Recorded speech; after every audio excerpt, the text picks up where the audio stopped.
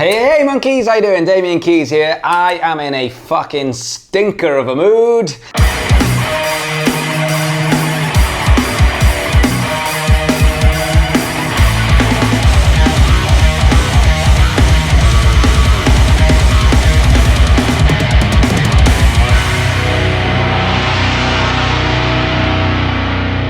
So this should be fun. Let's do this. I'm having a day is what I'm having. So I will do my best to keep you happy. But welcome to show number fucking something. Melissa's here. How are you doing? Good. We have stuff, and do you know what? If anything's going to cheer me up, it's going to be stuff. If anything will cheer me up today, it's going to be very cool stuff. And this looks very cool. This is very cool. I'm all about the mugs. I love t-shirts, by the way. I'm wearing my Block 33 t-shirt, which is very, very kindly sent in. And look at that. That is just branded. That is branding. lovely. Look at that. That's and look, it's got an arrow on the back as well. Yeah, just pointing it the right way. Oh, thank you so much. Hey, Damo and Melissa, I thought this might prove useful. You've got the hashtag AskDamo hashtag on one side of the arrow, the other. That's amazing. So that way you can use the mug to show the hashtag when you need it. Oh, that's so clever. Look at that. Hashtag. Brilliant. That is from Stuart. Stuart Newman, you have single-handedly made my day better. Thanks, Stuart. Right, let's get on with the show. So, first question from Baron Goodlove via Instagram. Can you give an example of some of the sorts of risks that we should be taking? Yes, I can, because risks is my thing. So this was a question that popped up because last week we did a question, or I think I actually did a video about taking risks. And are you taking enough risk? And it's something I'm kind of pushing on the Instagram thing, because one of the questions I'm always going to ask is what do you want? Before we start working on strategies, we have to come up with the end product. What is it that you want? And so I like it when people say, I want the world. I like that. I like it when people say, I want to sell my music to millions of people, or I want to tour the world, or I want to be a successful artist. I like all that kind of stuff. However, these are big rewards. These are things that we are really, really wanting. These things are not going to come accidentally. If you want to be in you don't just jump in a swimming pool and have a swim around and find out that you're the fastest swimmer on earth. That doesn't happen. So it takes a lot of work. And if you want these rewards, then the level of risk has to be up there. Otherwise, you are playing the lottery game, which is what most musicians do. And people will comment and they'll nod and they'll tell me what I want to hear. But most of you play the lottery game. Most of you are waiting for the industry to knock on the door. They're not actually taking the bull by the horns properly. And then it comes down to risk and sacrifice if you're not playing that game. So the risk for me is going to be time. It's going to be financially. It's going to be taking risks with potential getting people on board that maybe haven't got as much experience but are prepared to actually take a punt on you. I think the good thing with this question is I think most people would know if it's a risk, because if I said to you, how much money do you make a month individually as a musician? I want you, if you make 1,200 quid a month, I want you to get your outgoings down to 800 quid. And then I don't care how you do it. I don't care if you have to move. I don't care if you have to sell your car and get a shitter car. Whatever it is, if you can get your outgoings from 1,200 quid down to 800 quid, that leaves you 400 quid. The risk is you spend every penny of that 400 quid, every penny of it, on the band, on marketing, on advertising. And a risk would be take that 400 quid every month for 6 months and put it into Facebook advertising. That's a risk, but the rewards are there. People are going to see you, and the one thing I always say with social media is people vote with their feet. This is a time that we are in now, which is very, very different to any time we've been in before, where at the moment the consumer is more in power than they've ever been before.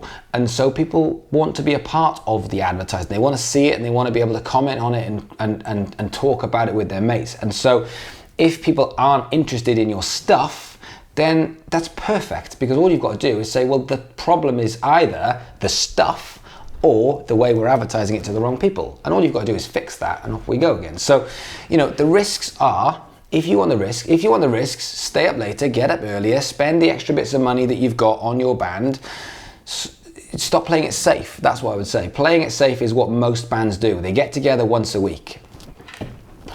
That's just not. It's not enough. Like if you want the reward, then you have to say to someone, look, you're gonna have to quit one of your jobs and get a shit job so that we can actually plow it into the band. That's a risk, because your career in banking may take a bit of a tumble, but you're going all in on the band thing. So it's not for everybody, you know. I mean, lots of people aren't cut out for the music industry because of that risk and reward. There are so many people who take the risks and it doesn't pay off, but that's why it's a risk. Here's a story that is interesting to you. When I don't know why I'm telling you, I probably shouldn't tell you this, but when I sold BIM, I sold it for a good amount of money.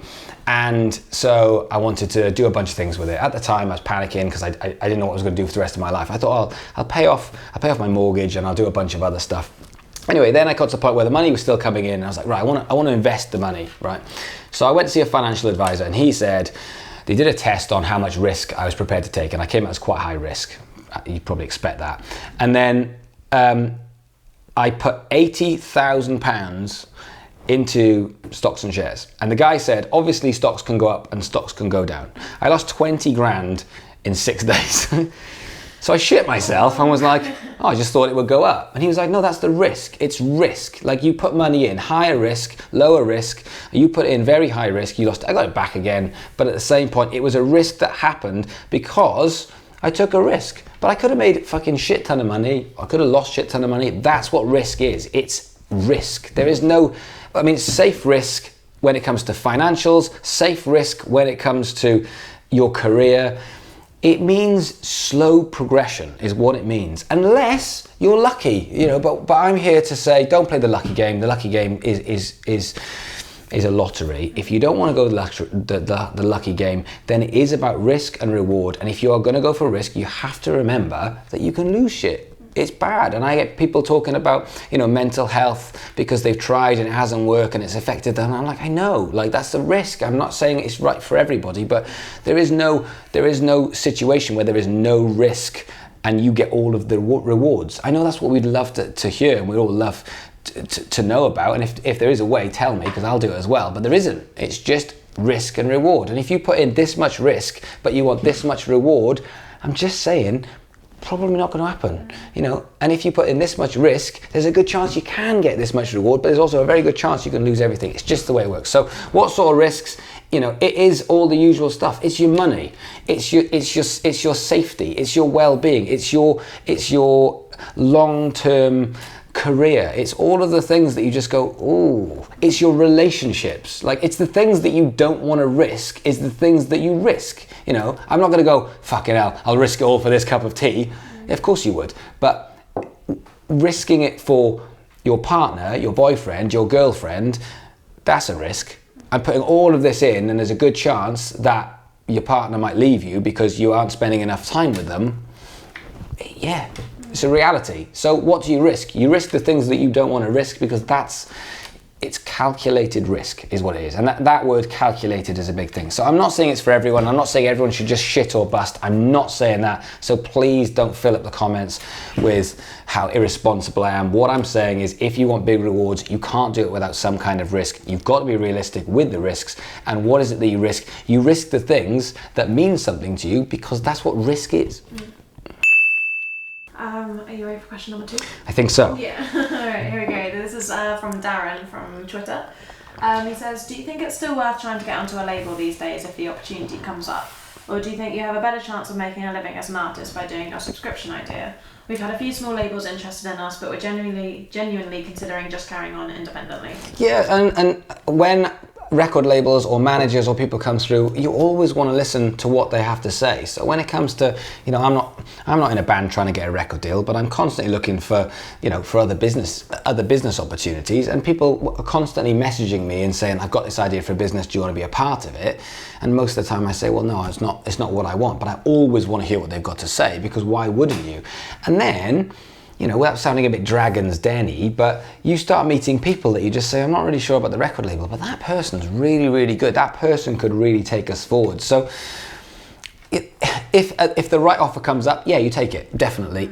But my main concern isn't whether you should or shouldn't take it. My main concern is too many bands are focusing towards the industry, and that is a big mistake. And every single day I'm watching bands and I'm meeting bands and they're telling me all the things I want to hear, but they're showing me all the things that I'm talking about, which is they're aiming towards the music industry. And every single day someone will message me and say, I want to get a live agent. Of course you want to get a fucking live agent. I want to go out with a really hot supermodel. It's like, you've got to focus towards the audience and then the music industry come to you. That's the way it works. You can't focus towards the music industry. So if an opportunity comes up, yes, take it 100% if it's the right thing. You know, there's a lot to be said in this day and age as well for small indie labels. I mean, this idea that you have to do my subscription idea. My subscription idea is a fucking great idea, I have to say. Because all it is building a brand and finding a way of monetizing it. That's all it is. It's no newer idea than it's been done a million times. It's not a new idea. However, there are some absolutely amazing indie labels out there. Like literally run out of a bedroom type of label. Amazing. And they might not have any money and they might not promise that much, but they'll work so hard and they will make it into a partnership that I think could really benefit so many bands. And I think you've always got to weigh up. You know, if you're a football player and Real Madrid are coming knocking on the door, brilliant. But if they're not, and you've got the choice of Barnsley or Accrington Stanley, then you just have to weigh up what you've got and decide what you want. So I think it's very important in this instance to not dismiss small indie labels, because if the big labels want you, they're going to come knocking. And for me, when I was a kid, I signed to an indie label and it went really well because it was a part of the journey. Signed an indie singles deal, signed an indie label to a singles deal, we made a single, it went well, and it was that proof that then pushed us on to the next level. So, you know, are you going to go and sell out Wembley Stadium on indie? Well, maybe not, but it can definitely be the next jump. Stop looking at jumping onto the Wembley Stadium-esque and want to go and sign up to Sony, and start thinking about the little things, which is looking after your audience, focusing on your audience, and if someone comes along that you think can take you to the next step, then go with it. And there are, you know, the last couple of weeks I've met 2 or 3 people that don't have massive budgets, they don't have a big company, but they would be such an asset to a band, such an asset, because they're an extra pair of hands, they're organised, they're well connected, they understand the industry, they understand how it works. So I wouldn't dismiss anything. I would definitely look at, firstly, what are we going to do that's going to get us to the next level? And it's always that 1%, it's always that next bit. And, you know, I'm getting asked lots for keynotes at the moment. Lots of people are asking me to go and do these sort of keynote speaking, which I'm happy to do and I love to do it. And someone came through the other day and it was such a great event and they said, oh, we haven't got any money. And I was like, yeah, but you will have in 5 years' time. So I'm going to be there because this is such a wicked event that's going to happen that I want to come up and be a part of it, because I know that in 5 years' time, you personally, because the people who are running it are so good, will be putting on big events, and I want to be a part of that. So, you know, everything is a part of the bigger picture rather than jumping onto it. So I think the big thing for this is if it comes through and it's worth it, yes. But one thing you can't do is nothing. Yeah. So that's the key. You can, you know, the right thing to do is something, even if you get it wrong. And Ed, who might be watching this, one of my business partners, he always says, if you're going to do something, there's first choice, do the right thing. Second choice, do the wrong thing, but just don't do nothing at all. That's the key. So, like, you know, better to do the wrong thing than nothing. Yeah, so, and, you know, to kind of sum up, so mainly kind of just focus one step at a time. Absolutely, relationships, yeah. Yeah, and don't bring the ego into this to think that you're better than a small label, because if you are a small band that doesn't have a label, and a label is saying, look, we're going to put your music out and we're going to take all of that work away from you so that you can concentrate on the songwriting, you're going to concentrate on something else, same thing with a manager, then I would look into it and say, look, why not? Do you know there's a big thing as well, which we should probably talk about next week, but there's a big thing with managers nowadays. I talk to a lot of managers who are on retainers. So they don't do a 20% thing. They just say, look, you pay us 200 quid or 300 quid a month, and then we manage your band. And they'll have 10 bands, and they manage those 10 bands, and it's a retainer. And the musicians are up in arms about it. They're like, oh my God, you have to pay to be managed. And I'm like, well, to pay for most things in life. It's fine. They've got experience, they want to do it. But you're taking a chunk of work away from the band so they can work on the most important things. Is that a bad thing? It's a really good thing for me. Yeah, so I suppose as you say, like any help that you can get generally is quite a good thing. Okay, cool. So question only 3. This is from Eva via Twitter. She says, I'm playing with a group of musicians. I write the songs, but they help me arrange. So should I go for a solo artist name, band name, or a sort of fusion of the two? So you get lots and lots of singers that start working with musicians and then think, well, I'm kind of the artist. It's kind of me, but I'm starting to actually form this kind of lasting relationship with musicians, and then you're in this kind of limbo of, am I a solo artist or am I in a band?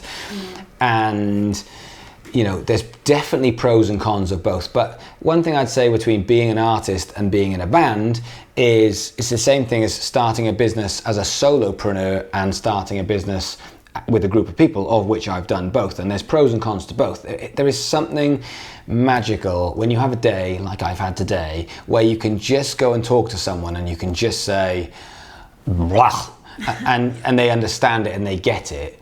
But there is also something magical about saying, I am 100% in control of this. And I believe in myself, and so therefore this is me and mine, and I need nobody else. So there are definitely pros and cons. And what I would do is if you are an artist, if you are a singer-songwriter and you are in that position, I'd probably look at your strength and your skill set and what it is that you want to achieve, because there is nothing wrong with a really great support network. But if you go it alone as that solo artist or as a solo entrepreneur, solopreneur, then you can't expect people to have your back. You just can't, because they are more hired hands. If it's their band and they feel like a part of it, and just like a business and, you know, like a percentage point, then all of a sudden you're going to get more out of it. Nobody will ever care more about the business or the band than the person who started it and set it. They're always going to be the closest to it.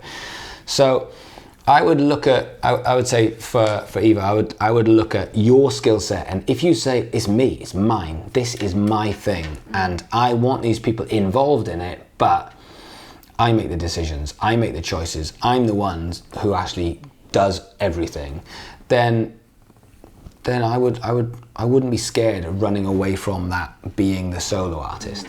But you can still tie people in. You can still say, look, I'm the solo artist. I mean, if you look at people like Bruce Springsteen and Bryan Adams, they've had the same musicians for 40 years. Yeah, so many people. Yeah, Lenny Kravitz's band, like, they've just been there for years. So, you know, it's still, you can still tie people in, you can still tie people down, and people want to be part of that winning team.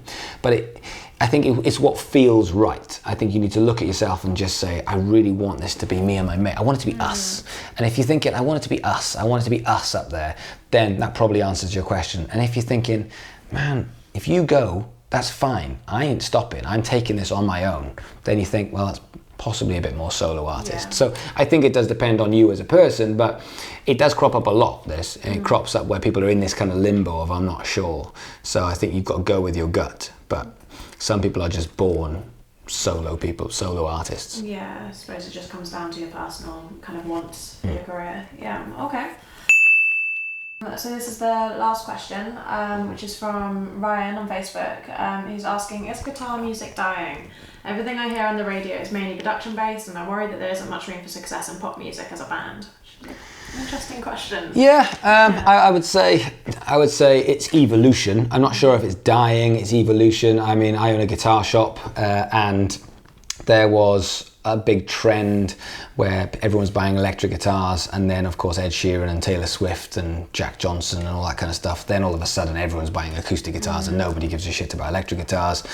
You know, back when Kings of Leon released their album, everyone wanted an electric guitar. So it's always going to have fits and starts. There's always going to have that. I mean, to me, this brings up a whole totally other question, which is, music education today. I mean, how on earth guitar music can be dying with the amount of music education that's around? And for me, the reason for that is because music education is not good enough. And that is not picking on any school in particular. That is saying music education across the country isn't good enough. And the reason for that is because back in the day when, I've been involved in music education for 20 years and I was teaching at a school in Guildford when I was 19 and 20.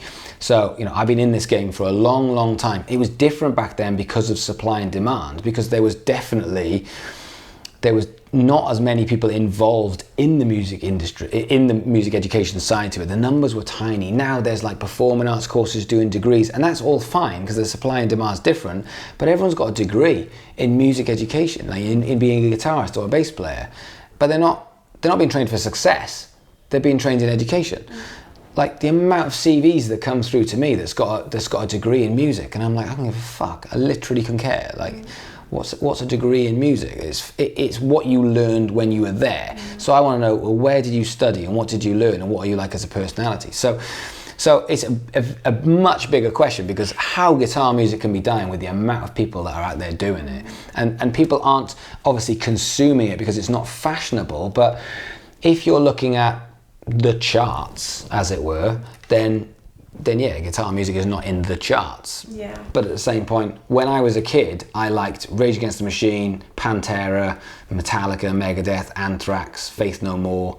Like, none of them were in the charts. You wouldn't say they were not popular. They still tour the world. They're massive. It's just that they're not on radio, but then they're never going to be on radio. So it all depends. I think it's more important to find your niche, and actually, I think guitar music I don't think it's dying. I just think it's just, we're living in a time now where people can make music for free. Yeah. And so therefore the art of songwriting is different. I mean, I talked about art quite a lot this week, and people give me a bit of a hard time about art, and I'm like, I'm not dissing art, I'm just looking at general consumption. And general consumption for me is what people want. And some people want 60-minute prog rock songs, and some people want metal songs, and some people want... So it's just finding your niche and tapping into it. This is the perfect time to do that, which is brilliant. So is it dying? I don't think so. I know that there's currently right now 1,500 to 2,000 musicians who are on a course in this city alone who are musicians. So not really. I don't think it's dying. I just think we're in a time now where it isn't as prevalent in the charts, and it's not on the radio because what is fashionable now. And it may come back and it may not, and it may die out, but it will still be able to make music using our instruments and sell it through our lifetime. Yeah, definitely, because people appreciate talent, and if you make something which is good enough, then people will appreciate it. So if you make a song which is that good, it doesn't matter whether you've made it on a lute or a guitar or a synth. It doesn't make any difference. If you make great music, people will buy into it. Yeah. So I think there's a lot of musicians out there who aren't writing good enough songs with their guitars, is what I would say. And as you say as well, like, even if things aren't played on the radio, like, music is so accessible all around the radio industry. There's a lot of pop music outside of it. So if you want to go and get 10 million followers, then it's going to take time. But for you to get 10,000 followers that allow you to do this and build your audience to 10,000 people who allow you to tour, make music, monetize it in some way, and have a career doing that. To me, that's the question. How you're going to do that, rather than just, I want to get in the charts. Is guitar music the right way of doing it? So if you're going to do that, then that is completely against the art side to it. That's more a case of just go and buy a synth and start writing some songs and getting your stuff out there. So for me, guitar music is less popular than it used to be, and when I was growing up, everyone wanted to play as fast as possibly can, and nowadays it's just a different trend. But evolution in music is just a thing that happens, and we are just going through a trend at the moment. But you're going to see about buying guitars. There's plenty of people buying guitars. It's just they're acoustic guitars. So if you look at the biggest artists in the world right now, Ed Sheeran, plenty of guitar on that. It's just acoustic guitar. If you look at Adele, biggest artist in the world, piano, guitar, plenty on that. So it's out there. It's just a case of writing good enough music using that guitar. I don't think it's just a fashion thing, and at the moment it's not as fashionable. I'm sure it'll come back. I'm sure people will go back to their Metallica riffs who are now 15, and then all of a sudden there'll be some kind of new wave of rock or metal at some point quite soon. I mean, I remember having this exact conversation when Metallica had basically done the Black Album, then they'd done Load or Dump, or whatever it's called, and then all of a sudden everyone was like, oh, it's not the same, and metal's not the same anymore. And then new metal came out, and then everyone hated, everyone who liked the old school didn't like it, but new metal's massive. So there's always going to be rehashes and regurgits. Yeah, it always recycles itself. Yes. That is the last question. Hooray! Right, I've lots of work to do. Do me a favour, smash the subscribe, hit the like, send me a mug, because this is absolutely brilliant. Thanks to Stuart for sending me the mug. I've still got some t-shirts, so I'm wearing your t-shirts. I would like you to send more t-shirts. The address is below.